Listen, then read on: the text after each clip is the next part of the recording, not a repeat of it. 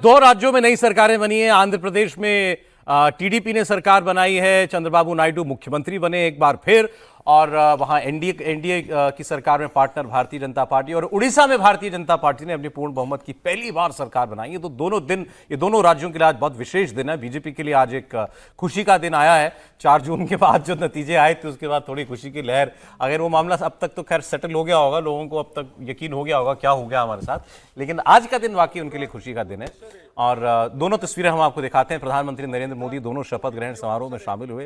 अभी हम लोग बात कर रहे थे कि कैसे आंध्र प्रदेश में जो है बिल्कुल जोर शोर के साथ चंद्रबाबू नायडू और नरेंद्र मोदी जी गले भी मिले हैं। उसके बाद बिल्कुल बहुत देर तक, कम से कम 10 सेकंड तक गले मिले, और बड़ी शपथ भी बड़ी ओज से हुई। वो पहले चंद्रबाबू जी ने शपथ पढ़ी, फिर पवन कल्याण ने शपथ पढ़ी, तो काफी ओज से शपथ पढ़ी वो, बल्कि एक थोड़ा रैली जैसा रुख था उसका। पवन कल्याण डिप्टी सीएम बने, डिप्टी सीएम ऐसा बता रहे हैं, हीरो हैं। और आपको याद हो प्रधानमंत्री जी ने उस दिन कहा था जब पवन नहीं मिले थे कि जब ये एनडीए की पार्लियामेंट्री पार्टी की मीटिंग हो रही थी, तो प्रधानमंत्री ने जिक्र करते हुए कहा था कि ये पवन, ऐसे बोला था उन्होंने, पवन नहीं आंधी है। हाँ, ये पवन नहीं आंधी है। देखिए तो बहुत लोग इस बात को मिस करते हैं। पवन कल्याण कापू जाति से आते हैं और वो 20 से 22% है, तो कम होता है कि कोई भी कम्युनिटी ये पवन कल्याण ये पवन कल्याण, ये पवन कल्याण। और पवन कल्याण ने ही आंध्र प्रदेश में टीडीपी और बीजेपी को साथ मिलाया, स्टिच करा। हम लोग पहले बात कर रहे थे ना, ये बात रह गई थी। देखिए इन दोनों राज्यों में बीजेपी के लिए एलाइज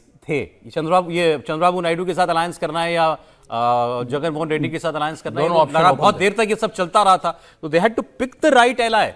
और देखिए अगर गलती हो गई होती तो एक राज्य हाथ से चला जाता और एक सेंटर के लिए एलआई हाथ से चला जाता। चंद्रबाबू नायडू सबसे बड़े जो आपके सहयोगी हैं, अगर जगन के साथ इन्होंने अगर हाथ मिला दिया, ऐसे वहां उड़ीसा के अंदर लगभग अलायंस हो गया था। तो दिल्ली में आकर के पांडियन साहब कई दिनों तक यहाँ पर चर्चा करते रहे। अंत में इनको बीजेपी को अंदर से ये रिपोर्ट मिली कि आप वैसे बहुत मजबूत हैं, आप अकेले लड़िए, आप जीत जाएंगे। उस वक्त ये भरोसा करना मुश्किल रहा होगा, लेकिन ये चांस लिया गया। आपने स्वीप किया उड़ीसा लोकसभा में, लेकिन बीजेपी ने एक गलती उड़ीसा में की नहीं जो झारखंड में की थी। झारखंड में जीतने के बाद उन्होंने रघुवर दास को मुख्यमंत्री बना दिया, गैर आदिवासी को, तो उसका बड़ा वहां नाराजगी रही थी।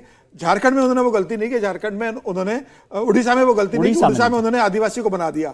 तो झारखंड में रघुवर दास बने थे, 5 साल मुख्यमंत्री रहे, बाद में भारतीय जनता पार्टी वहां चुनाव हार गई, और फिर भारतीय जनता पार्टी को वहां पर एक आदिवासी के ऊपर मतलब मुझे लगता है ये जो ये दो डिप्टी चीफ मिनिस्टर वाला सिस्टम दिया है, इसमें बहुत कुछ सीख झारखंड की सरकार से भी मिली है। बिल्कुल। रघुवर दास जो आज यहाँ राज्यपाल हैं, यहाँ वहां पर पूर्ण बहुमत की सरकार झारखंड में बनी, तो इनको पहली बार तो इनको मुख्यमंत्री बनाया गया था।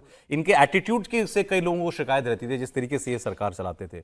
आप किसी के हाथ में अगर पूरी सत्ता दे देते हैं तो फिर थोड़ा सा इसको एक और समझना नहीं कि भारतीय जनता पार्टी बड़ी पार्टी हो गई है और अब पुरानी पार्टी भी हो गई है, तो वहां लीडर्स लगातार बढ़ते जा रहे हैं। तो अब एक ही मुख्यमंत्री बनाने से काम नहीं चलेगा। बहुत सारे लोग मुख्यमंत्री पद की रेस में होते हैं, बहुत सारे सीनियर लीडर होते हैं, तो उनको बैलेंस करने के लिए भी जरूरी होता है कि कम से कम 3 लोग एक साथ यहाँ पर संतुष्ट रहेंगे।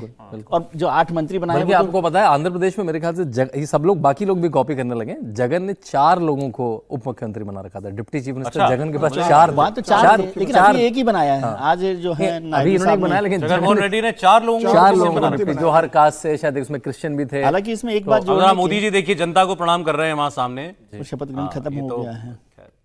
लेकिन एक इंटरेस्टिंग, एक आदमी अपनी पार्टी के लिए क्या क्या मतलब वो सरकार भी चलाएगा, वो G20 भी करेगा, वो बाइडेन से मिलने भी जाएगा, वो आएगा, वो शपथ में भी रहेगा। मतलब इस उम्र में देश का प्रधानमंत्री भी है, पार्टी के मुख्य प्रचारक भी यही है, मतलब वोट मांगने के लिए भी यही जरूरी है। चुनाव कैसे लड़ना है ये डिसाइड करते हैं, चुनाव के लिए प्रचार भी ये करते हैं, चुनाव कैसे लड़ना है यही तय करते हैं, उम्मीदवार किसको तय करना है ये भी तय करते हैं, जनता की समस्याओं का समाधान भी प्रधानमंत्री मोदी करते हैं। सोचता हूँ इस टाइप के लोग सो पाते होंगे क्या?